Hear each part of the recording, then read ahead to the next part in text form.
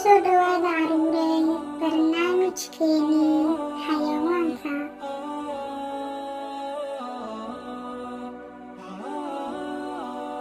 Maanta waxaynu wax ka baranaynaa martideena oo ah maroodiga.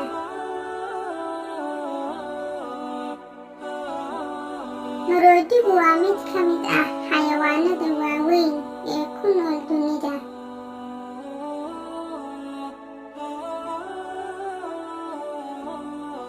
Maroodigu wuxuu u qaybsamaa laba nooc, mid ku nool Hindiya iyo mid ku nool Afrika. Maroodiga Afrika ku nool ayaa ka waaweyn maroodiga Hindiya ku nool. Dhererka maroodigu wuxuu gaadhayaa 3 mitir iyo badh.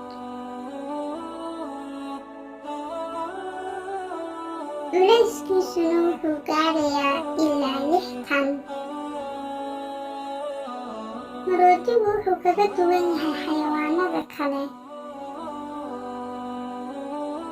sankiisa dheer, isagoo ku qabsada waxyaalo badan sida markuu cuntada cunayo uu ku qaato, markuu biyaha cabbayo uu ku qaato, iyo inuu ka neefsado, iyo marka uu meedhanayo inuu ku meedho.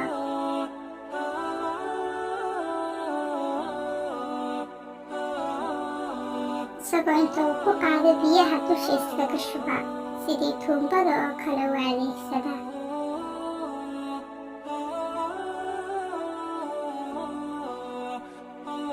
Sidoo kalena wuxuu u adeegsadaa laamaha dhaadheer inuu ku soo jiito ama uu ku jabsado.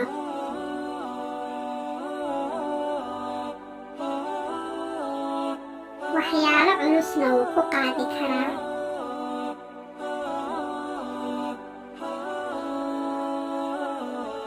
Maroodigu wuxuu leeyahay dhego waaweyn oo balballaaran iyo 2 fool oo dhaadheer.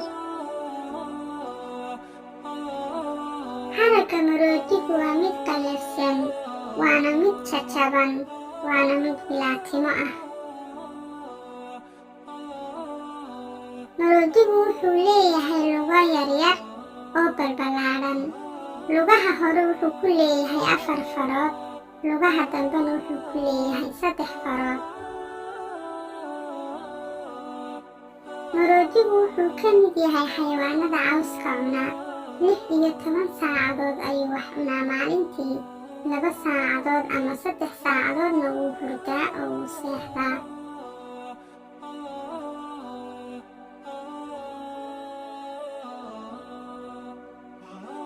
Cumriga maroodigu wuxuu gaadhaa 60 ilaa 70 sano.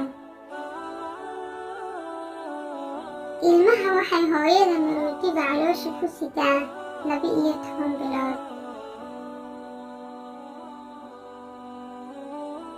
Maroodigu waa xayawaan caqli badan, waana noole naxariis badan, waana xayawaan deggan oo nabdoon.